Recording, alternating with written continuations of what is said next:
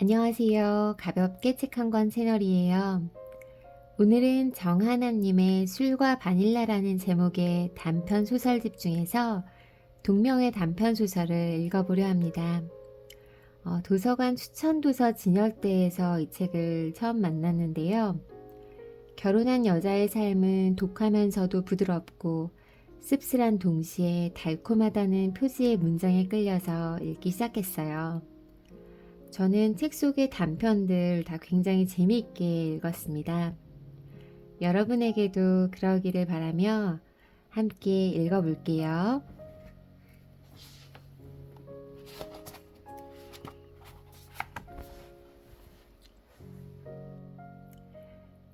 정오가 가까워지자 금방 뭐라도 내릴 것처럼 하늘이 잿빛으로 변했다. 사람들의 끝없는 질문으로 입학 설명회는 예상보다 늘어졌다. 특목고 중에서도 입학 조건이 까다롭기로 유명한 곳이었다. 나는 붉은 벽돌로 지어진 기숙사 건물을 올려다보았다.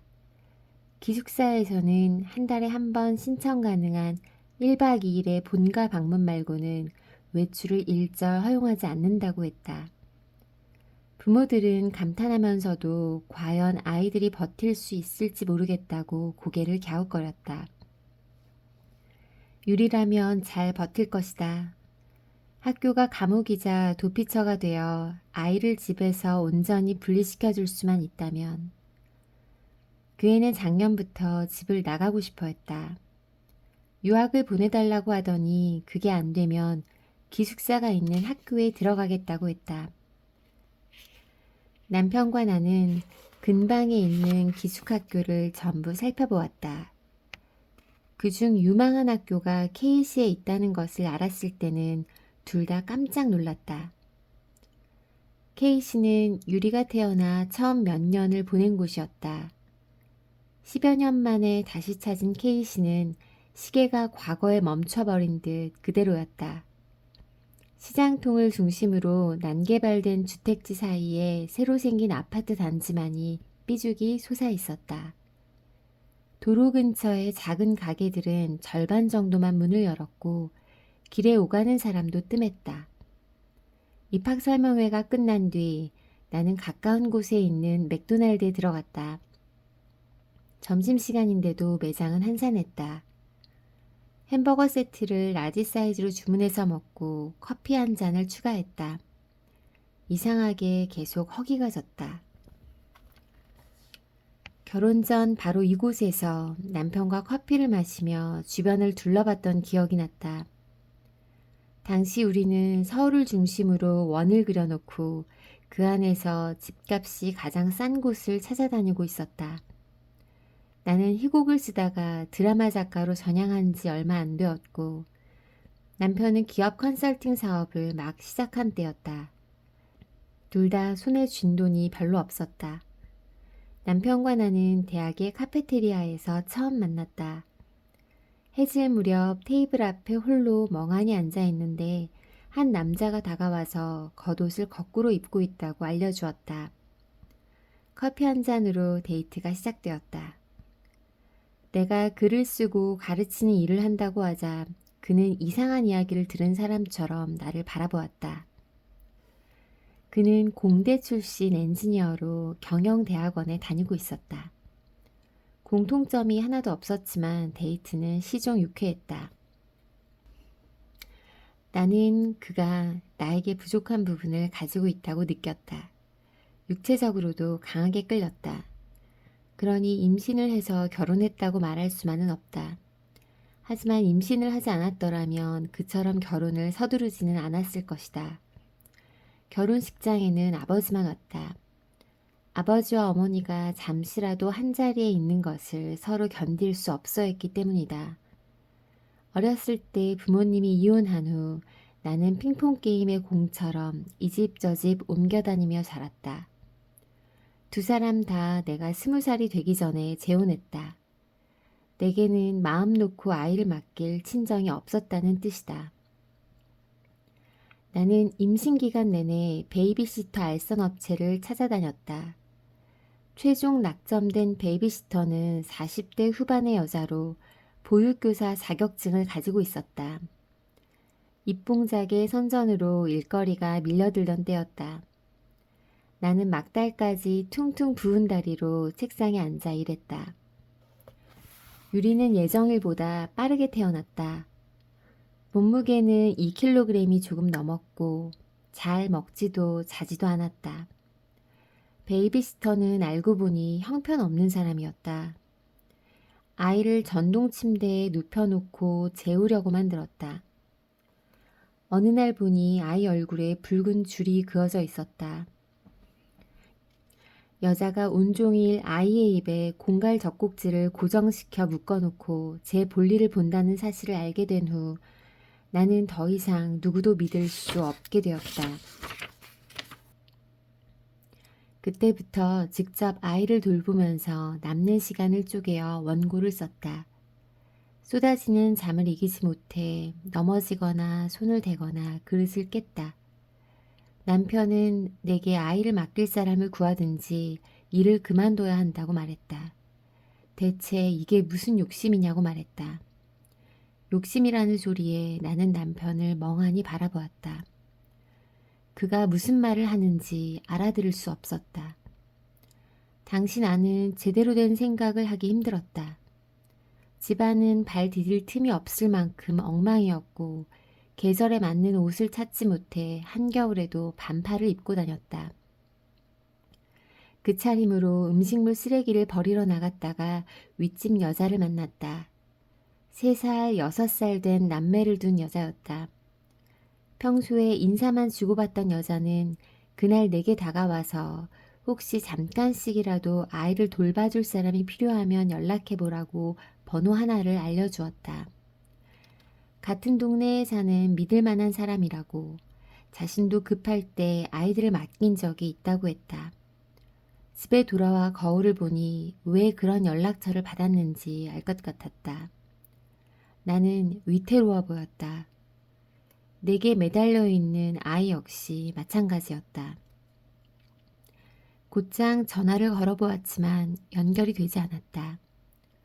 종일 마찬가지더니 다음날 오전 무렵 그 번호로 전화가 걸려왔다. 가느다란 목소리의 여자가 자신에게 연락을 했느냐고 물었다. 자초지종을 말하자 유리가 몇 살이냐고 물었다. 아이가 생후 2달도 안 되었다는 사실에 여자는 아 하고 낮게 신음했다. 여자는 아이를 한번 보러 오겠다고 했다. 여자는 그날 늦은 오후 무렵 집에 왔다. 왜소한 체구에 얼근 피부, 탈모를 겪은 듯 휑한 이마에 검은 뿔테 안경을 낀 50대의 여자였다. 여자는 낡은 청바지에 보풀이 일어난 회색 니트를 입고 있었다. 문을 열자마자 짙은 향기가 코를 찔렀다. 그녀는 왜 이 집에 왔는지 모르는 사람처럼 현관에 멀뚱히 서 있었다. 들어오라고 말하자 그제야 조심스럽게 신을 벗었다. 나는 방으로 가서 잠든 아이를 보여주었다. 여자는 요람 앞에 쪼그려 앉아 아이를 한참 들여다보았다. 정말 갓난아기로군요. 여자는 속삭이듯 말했다. 갓난아기를 돌본 적은 없으세요? 여자는 나를 지그시 올려다보았다. 아들이 어렸을 때가 있었죠. 하지만 너무 오래전 일이에요. 여자는 파트타임으로만 일해왔다고 했다. 비정기적으로 평일에 휴가를 받아야 하는 개인 사정 때문이었다. 저는 프리랜서라 근무 시간이 유동적이에요. 원하시는 때 휴가를 드릴 수 있을 거예요. 여자는 생각에 잠긴 표정으로 고개를 끄덕였다. 아이만 돌봐주는 조건으로 급여는 얼마가 좋겠느냐고 묻자 시세대로 알아서 달라고만 했다.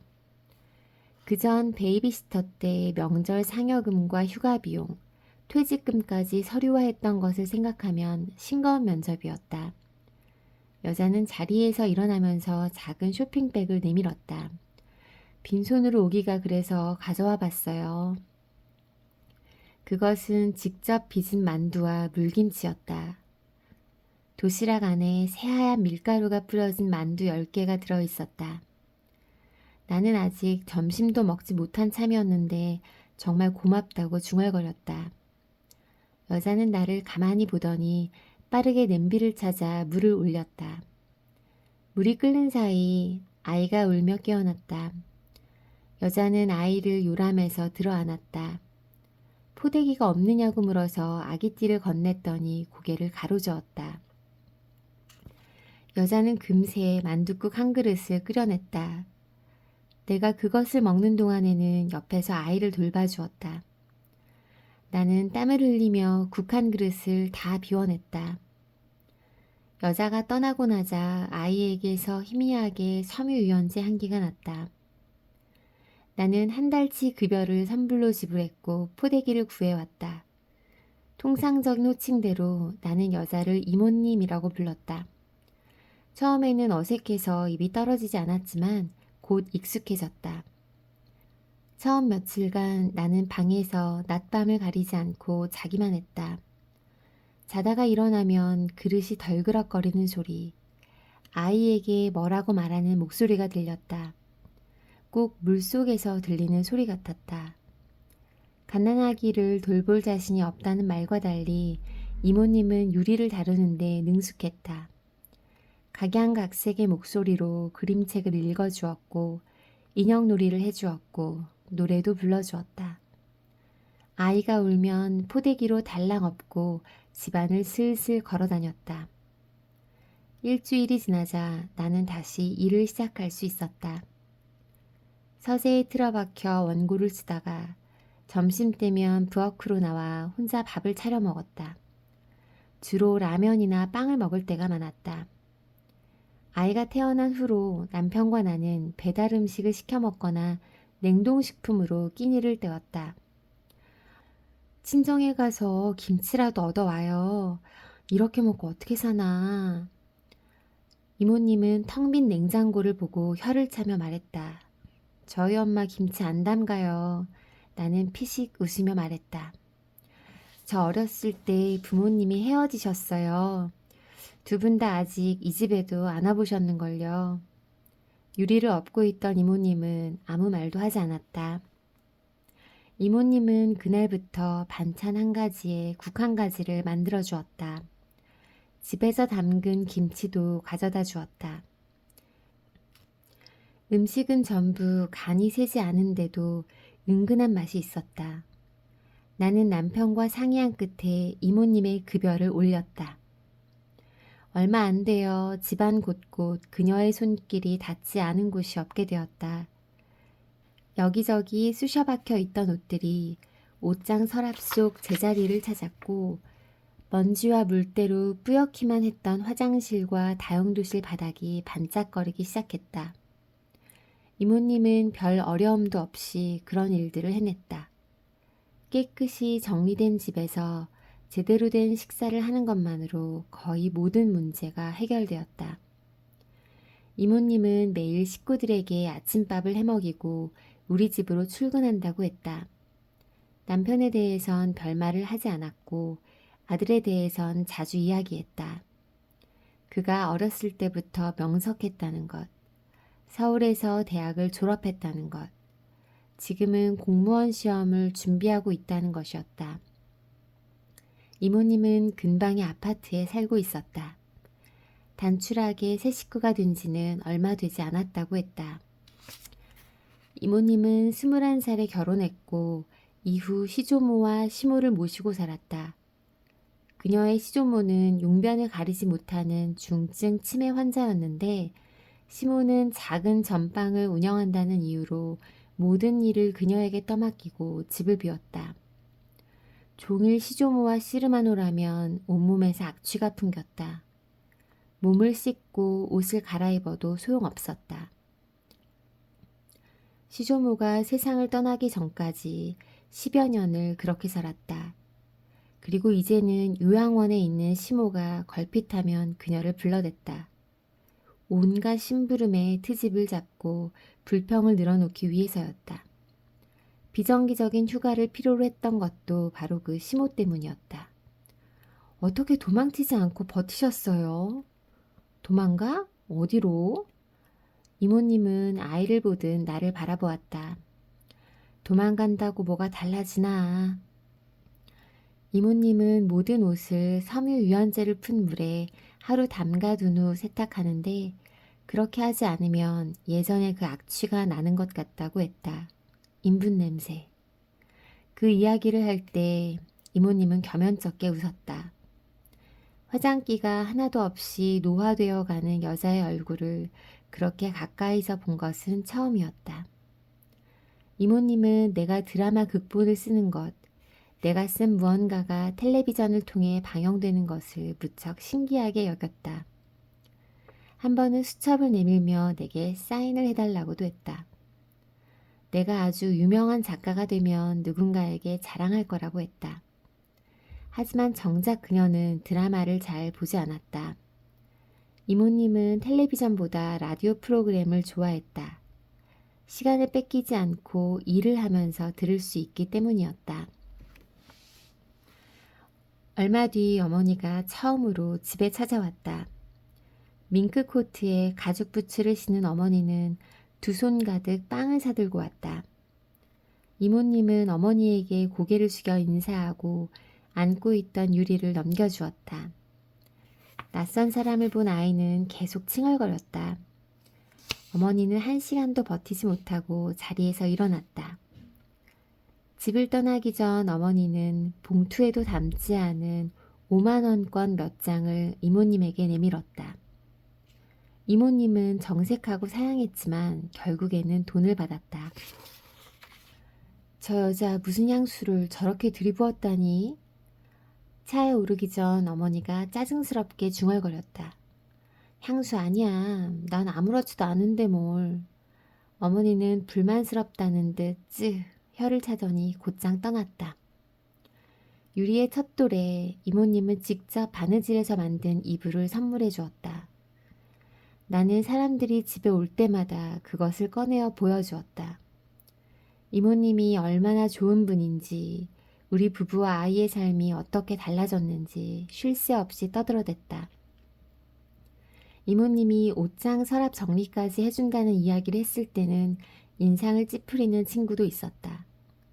부탁하지도 않은 서랍 정리라니 사생활 침해 아니야? 나는 이모님이 내 옷을 입고 내 침대에서 낮잠을 잔다고 해도 상관하지 않을 거라고 말했다.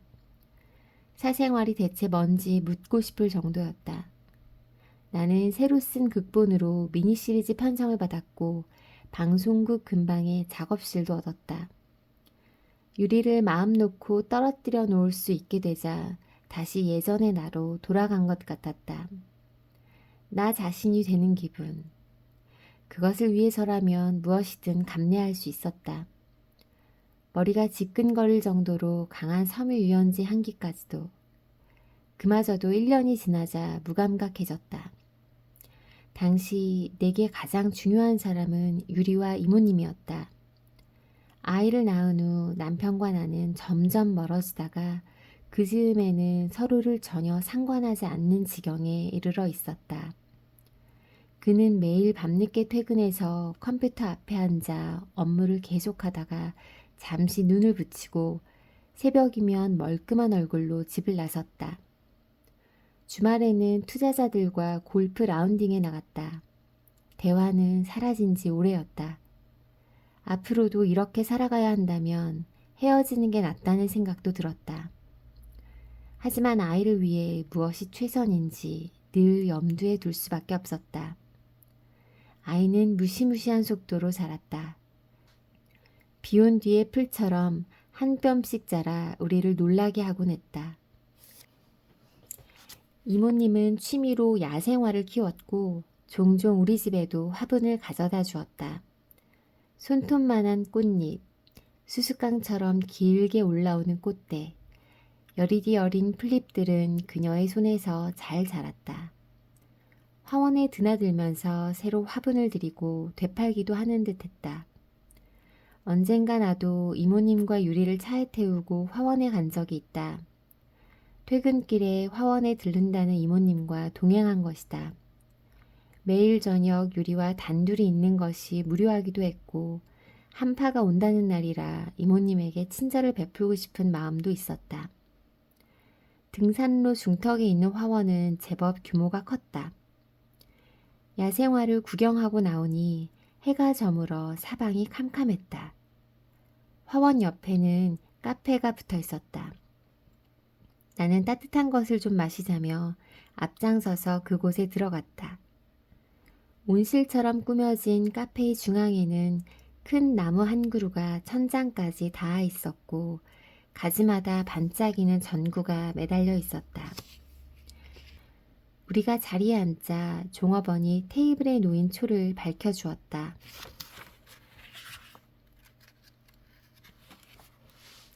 사방에서 빛나는 불빛이 신기한지 유리도 조용하기만 했다. 여기 뱅쇼 있네요. 이모님 이거 드셔보세요. 몸이 따뜻해져요. 나 여기 들어와 본 것은 처음이야. 그러세요? 나는 자꾸 초를 만지려 손을 내미는 유리를 제지하며 말했다. 추워서 얼른 집에 갈 생각만 했지 뭐. 그런데 이 안이 정말 따뜻하네. 그날 이모님은 자신의 아들 이야기를 꺼냈다. 그는 10년째 공무원 시험에 매달려 있었다. 될 듯 말 듯 아쉬운 격차로 계속해서 낙방하다 보니 사람이 점점 이상해졌다. 혼잣말을 하고 걸핏하면 화를 내고 종일 방에 들어앉아 밖으로 나오지 않았다. 이모님은 아들에 대한 걱정을 떨쳐낼 수 없어서 고통스럽다고 했다. 밤에는 할 수 없이 컵 한가득 술을 마시고 자. 안 그러면 잠이 오지 않으니까. 나 술꾼이야.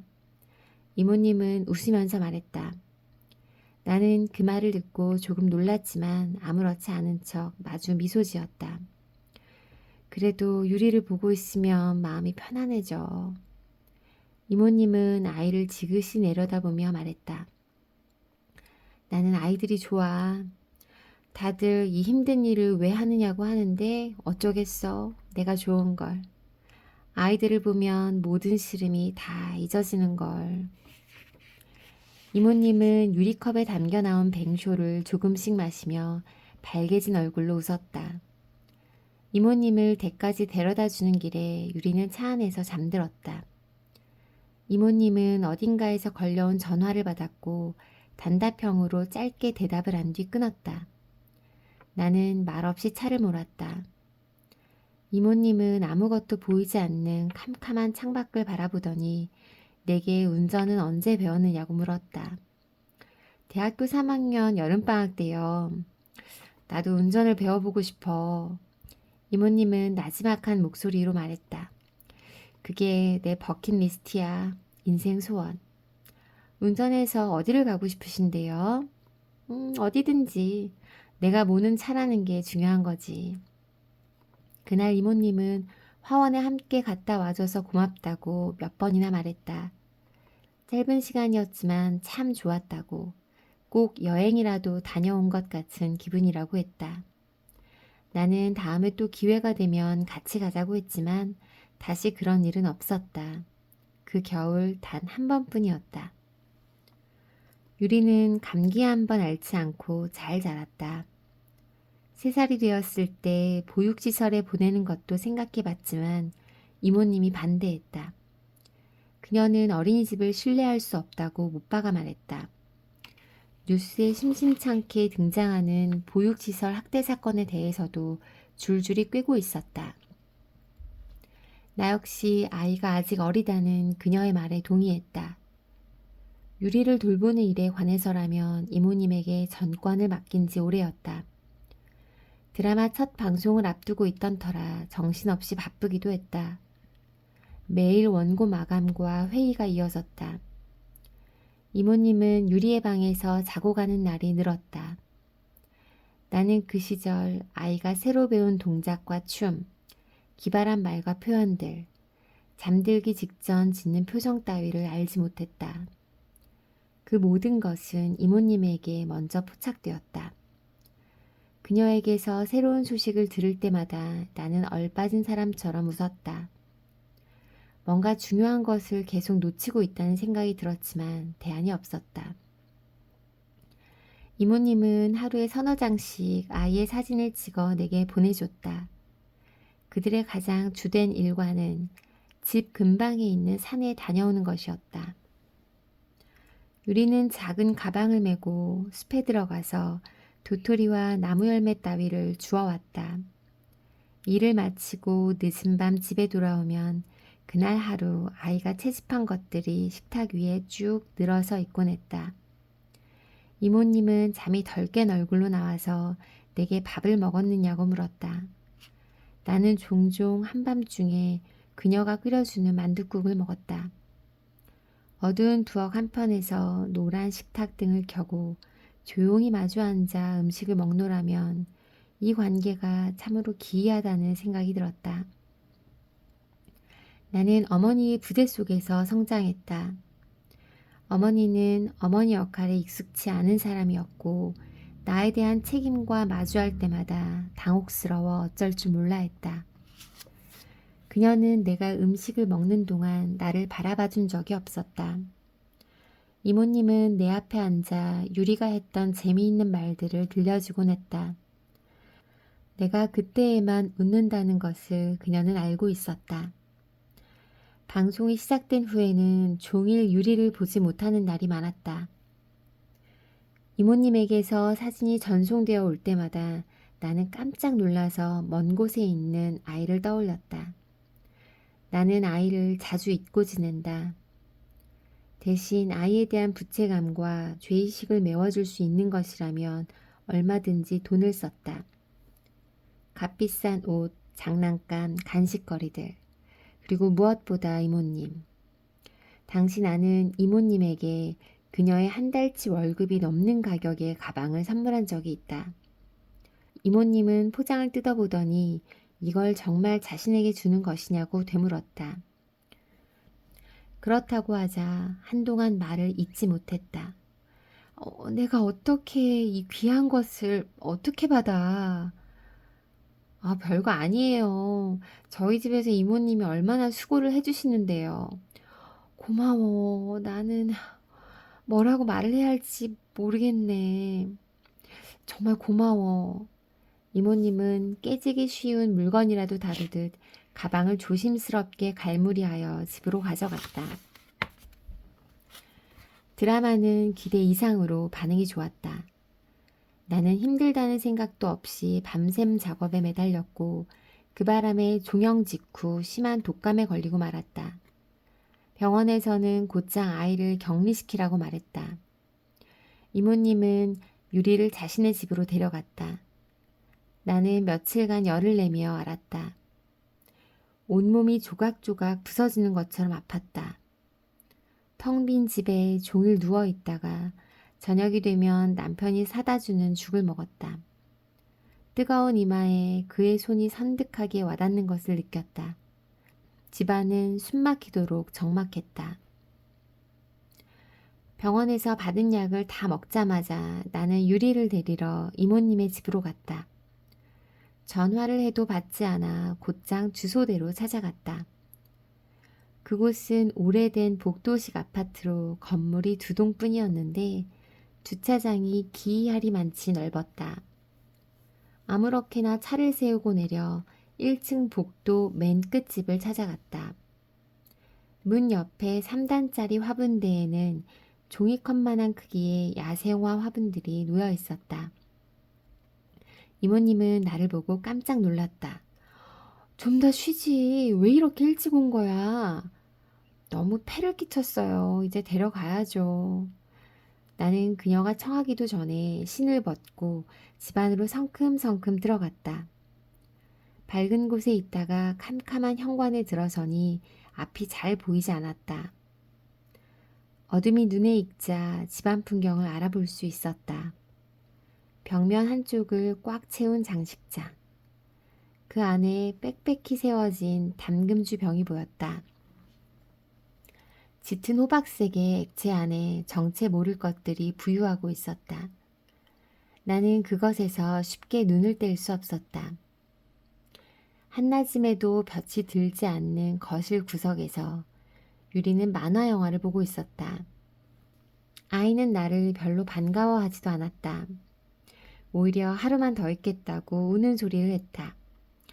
이제 막 밥 먹이려던 참인데 같이 먹고 가, 유리 엄마. 아니에요. 밑에서 남편이 기다리고 있어서요. 나는 거짓말을 하고 서둘러 아이의 짐을 챙겼다. 캐리어에 옷과 장난감을 담고 있는데 현관 옆방에서 연신 벽이 쿵쿵 울리는 소리가 들렸다. 이모님은 널브러져 있는 아이의 짐을 가져다 주면서도 그 소리를 못 들은 척했다. 나 역시 아른 척을 할 수 없었다. 입을 꾹 다물고 그 방문 쪽을 보지 않으려 했었다.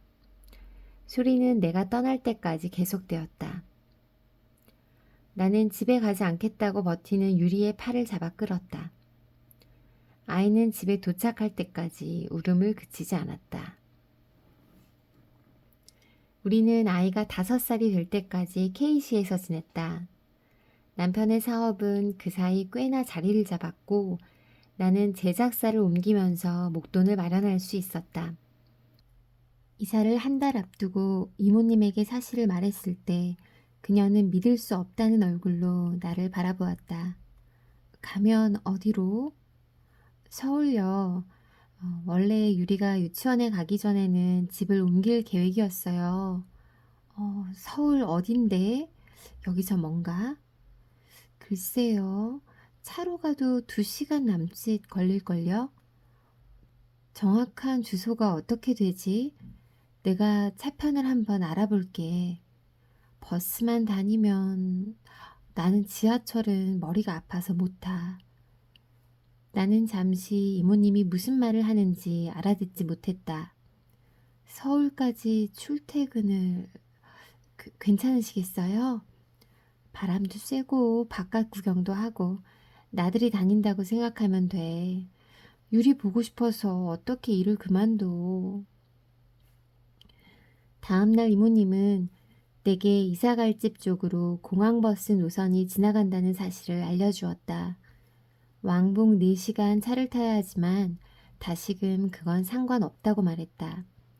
기점부터 종점까지 편안하게 좌석에 앉아 오갈 수 있다는 것이었다. 그래도 차비 정도는 줘야겠어. 다들 그러더라고. 차비 정도는 받아야 한다고. 이모님은 쑥스럽게 웃었다. 그간의 수고를 생각할 때 그녀를 칼로 베듯 잘라낼 수는 없었다. 다만 나는 그녀가 장거리 출퇴근을 오래 버티지 못할 거라고 생각했다.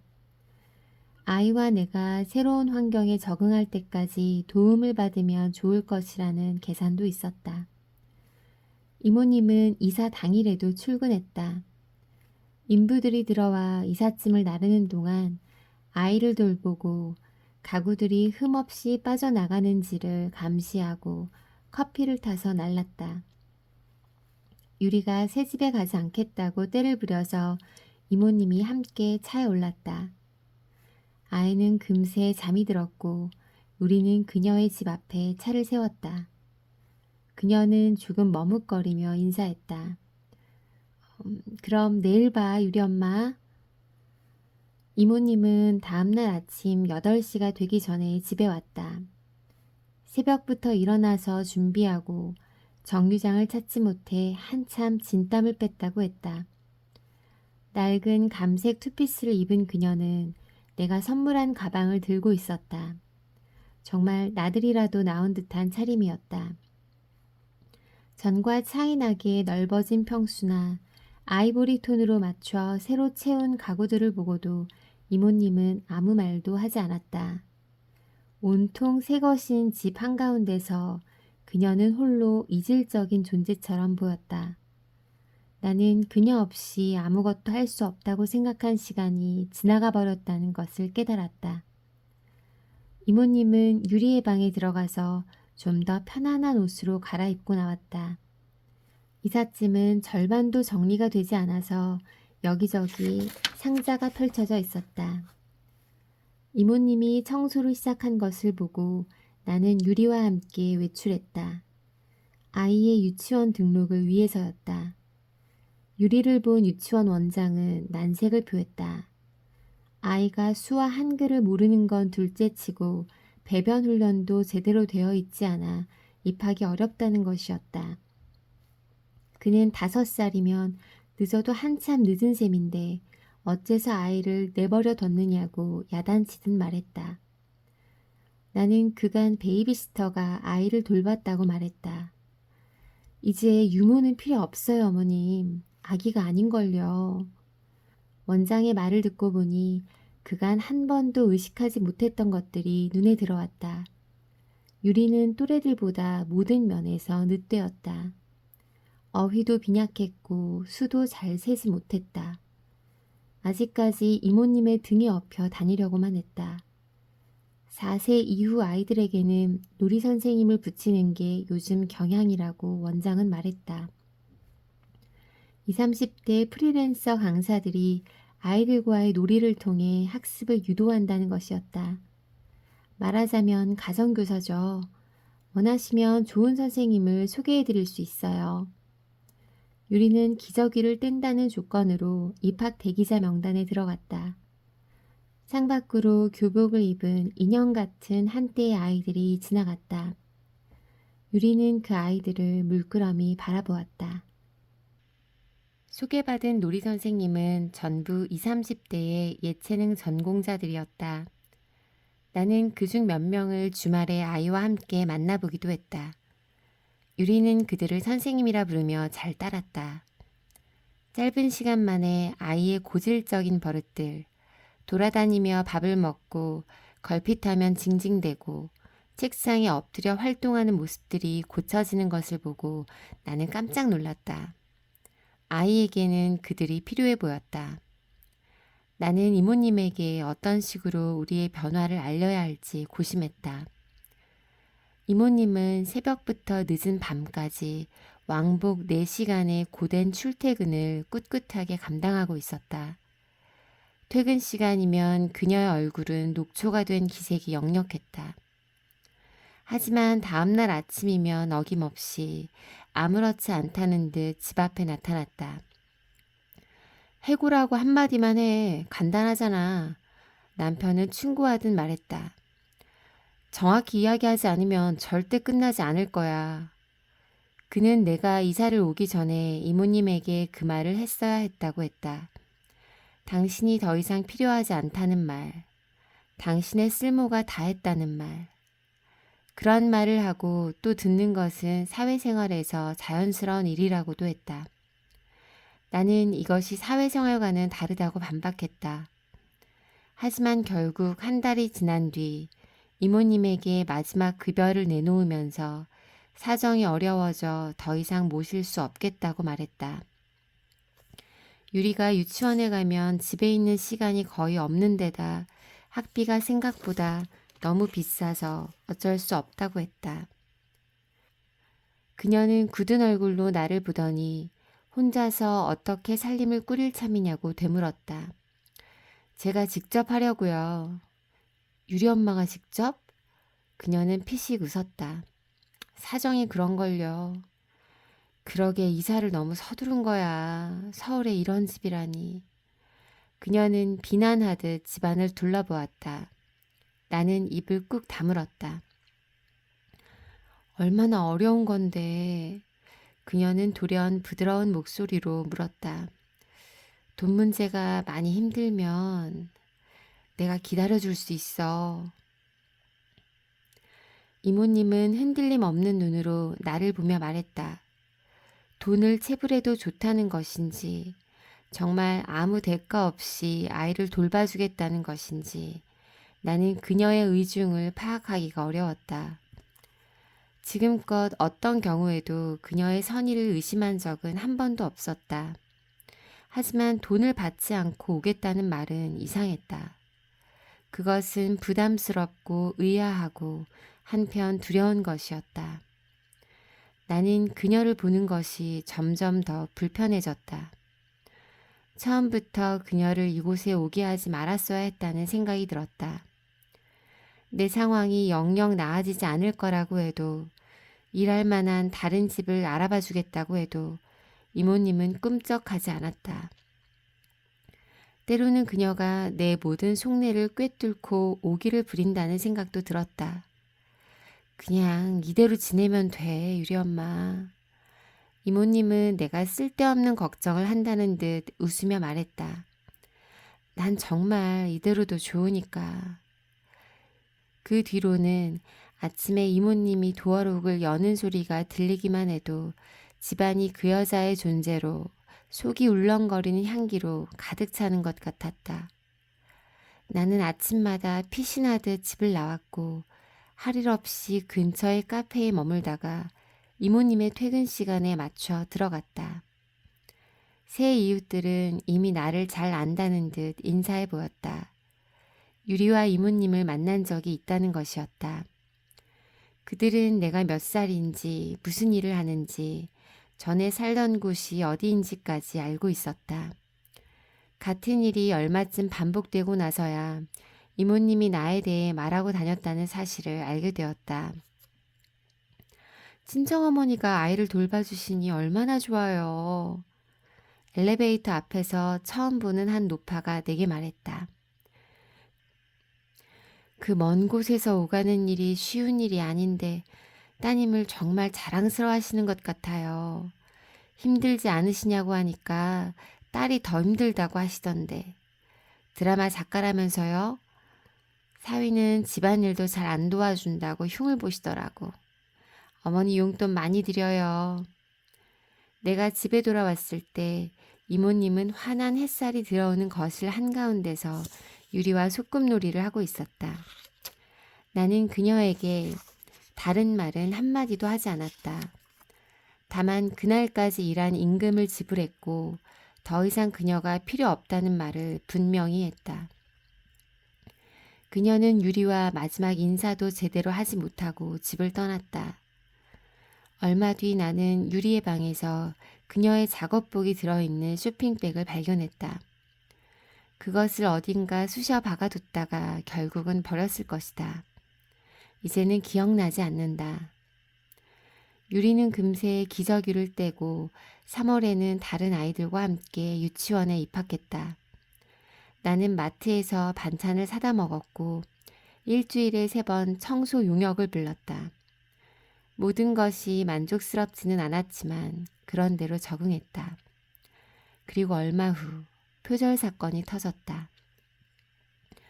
지난 시즌 방영된 나의 드라마 극본이 한 영화 감독 지망생의 시나리오를 베낀 거라는 주장이 나온 것이다.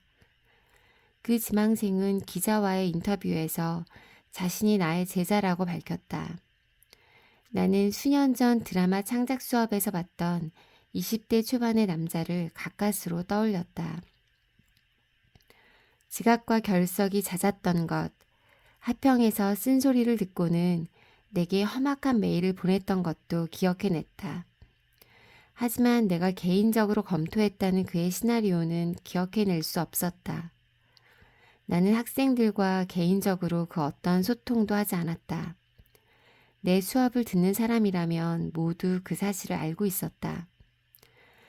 그는 자신의 시놉시스와 나의 극본 구성을 보기 좋게 표로 짜서 캐릭터와 소재의 유사성을 비교해 놓았다. 나는 작가가 된 이래 가장 많은 연락을 받았다. 방송사와 제작사 측은 내게 빨리 시인하거나 부인하는 입장을 밝히라고 했다. 나는 변명이나 해명을 해야 할 필요를 느끼지 않았다. 내가 저쪽의 시나리오를 본 적이 없다는 사실을 입증할 수도 없을 뿐더러 저쪽에서 공개한 증거라는 게 헐거운 얼개만 있는 시놉시스에 불과했기 때문이다. 불씨를 키우는 것이야말로 저쪽이 원하는 것이라고 생각했다. 나는 아무 말도 듣지 않고 아무 말도 하지 않았다. 나중에야 그것이 얼마나 어리석은 행동이었는지 깨달았다. 세상이 얼마나 많이 우연에 의해 좌우되는지 그때는 몰랐다. 그로 인한 불리함을 겪어본 적도 내처짐을 당해본 적도 없었던 것이다. 나는 추문이 저절로 가라앉기를 기다리며 계속 원고를 썼다. 그렇게 하면 된다고 믿었다. 하지만 시간이 한참 지나고서도 나는 다시 제자리로 돌아오지 못했다. 나를 믿는 사람은 아무도 없었다. 나는 위축되었고 힘을 잃었다. 모든 것을 상쇄할 만한 작품을 써낼 수도 없었다. 영화감독 지망생은 그 후 성공적으로 첫 작품을 발표했다. 내가 베꼈다고 주장한 시나리오와는 전혀 다른 내용이었다. 그는 다시 나를 지목하거나 거론하지 않았다. 하지만 아주 오랫동안 그와 나의 이름은 연관 검색어로 묶여 있었다. 아무것도 쓰지 못하는 삶, 어떠한 새로움도 없이 거죽만 남은 채 쳇바퀴를 도는 삶은 내가 가장 두려워했던 것이었다. 하지만 실제로 그렇게 끔찍하지는 않았다. 매일 하루씩 시간이 지나갔을 뿐이다. 버스에 잘못 올랐다는 사실을 알아차린 뒤 스스로를 미워하고 자책하고 허둥지둥 내릴 곳을 찾다가 모든 게 이미 늦었음을 깨닫고 체념해버리듯이 나는 두 발을 늘어뜨리고 창밖을 바라보았다. 상념에 붙잡히지 않고 시간을 보내기 위해서 나는 할 일을 찾았다. 누구의 도움도 받지 않고 아이를 돌보고 집안일을 해냈다. 처음에는 모든 게 어설펐지만 점점 요령이 생겼고 능숙해졌다. 찹쌀가루로 풀을 쏴서 김치를 담그고 밀가루 반죽을 밀대로 밀어 만두를 빚었다. 서랍은 꼭 골판지 따위로 구획을 만들어 정리했다. 아들의 땀에 젖은 운동복은 구연산을 풀어놓은 물에 하루쯤 담갔다가 빨았다. 그 모든 것은 이모님에게 배운 것이었다. 밤이 되면 그때껏 잠복해 있던 망상이 기척없이 일어나 머릿속을 점령했다. 잠깐 졸다가도 누군가 떠드는 소리, 웃는 소리, 거칠게 문을 두드리는 소리에 소스라쳐 깼다. 죽어버려. 작지만 분명하게 속삭이는 어린아이의 목소리를 들었다. 나는 나를 결박하듯 독주를 마시고 고꾸라져 잠들었다. 결국 나는 더 이상 글을 쓸 수 없었다. 나는 친밀했던 누군가의 죽음처럼 그 사실을 서서히, 그러나 종래는 완전히 받아들였다. 한동안 잊고 지냈던 이모님을 다시 떠올린 것은 마트에서 맡은 익숙한 향기 때문이었다. 섬유유연제 홍보 행사를 하는 중이었는데 그곳에서 들이민 시향지에서 그 향기를 맡았다. 나는 저절로 발걸음을 멈추었다. 눈을 감은 채로도 그 향기를 알아챌 수 있었다.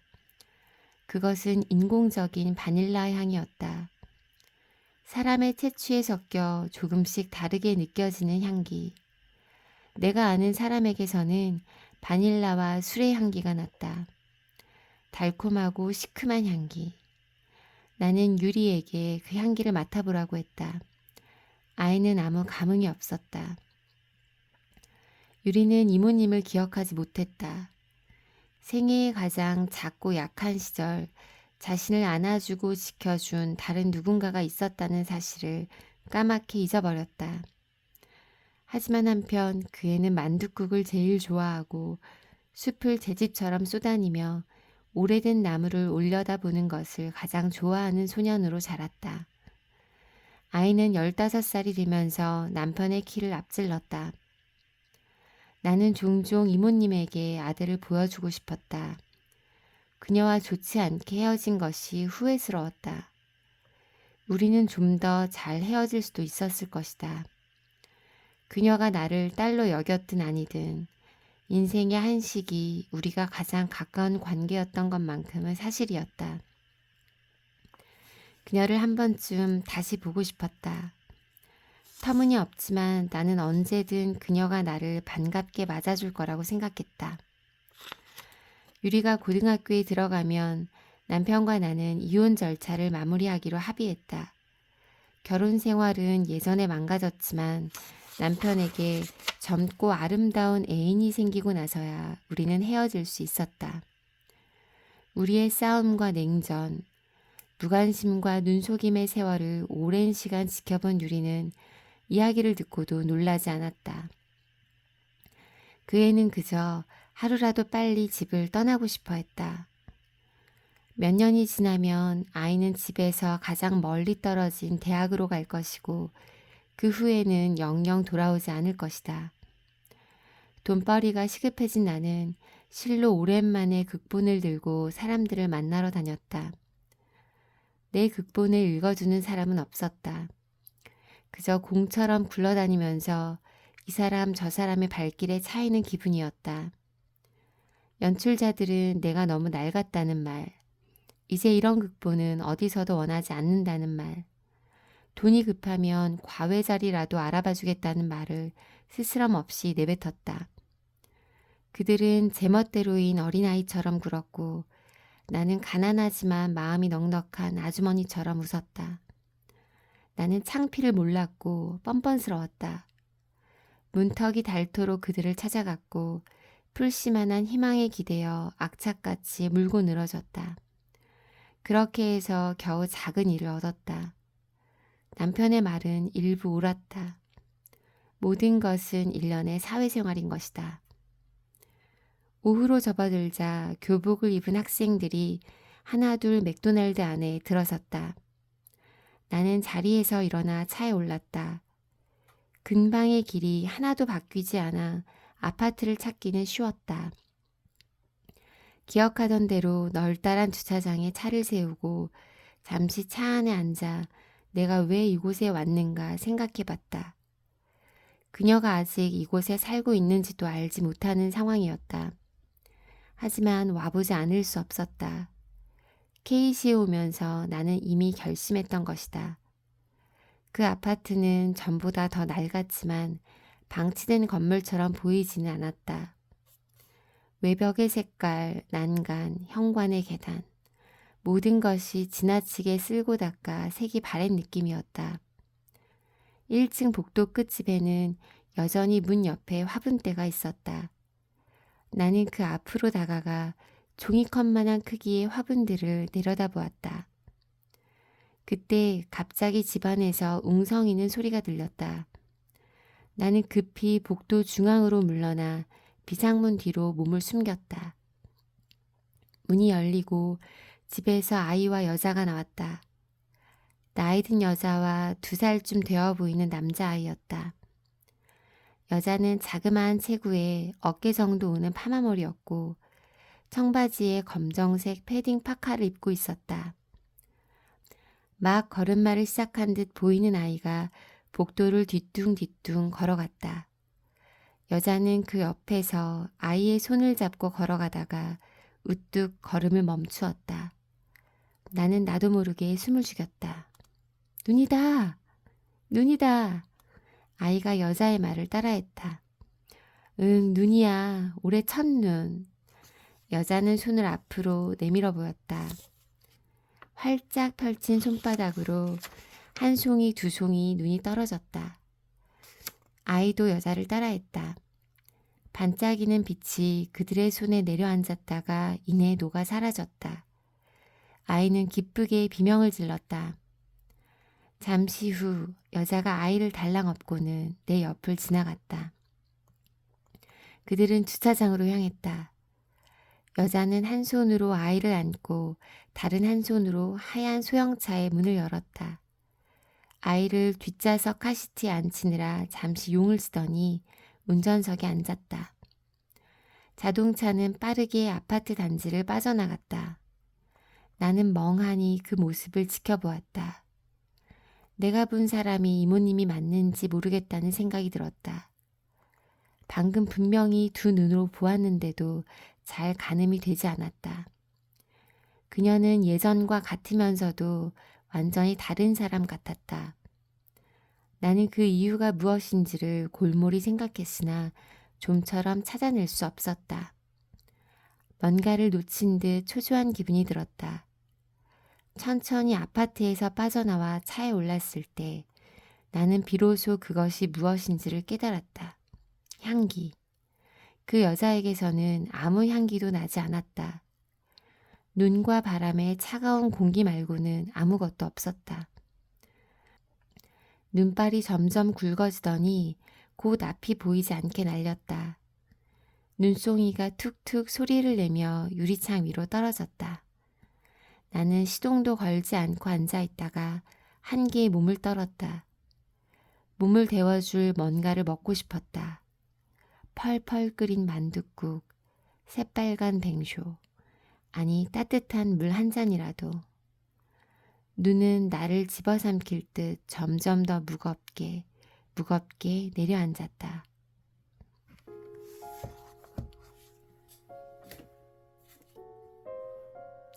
어떠셨나요? 더 이상 섬유유연제의 향기가 나지 않는 이모님과 또 이모님이 해주셨던 만둣국을 그리워하는 소설 속 화자의 모습에서 약간의 여운과 또 씁쓸함이 제게는 남는 것 같습니다. 전 이 소설을 읽으며 저희 아이들 어렸을 때 육아의 고충이 떠올랐어요. 맞는 계절의 옷을 찾을 수 없었다는 부분은 정말 제 이야기 같았고요. 술과 바닐라, 왜 이 제목일까 궁금했는데 이모님의 향기였네요. 지금까지 들어주셔서 감사합니다. 기쁘고 많이 웃는 오늘 하루 되시기를 바랍니다. 다음 영상에서 또 만나요. 감사합니다.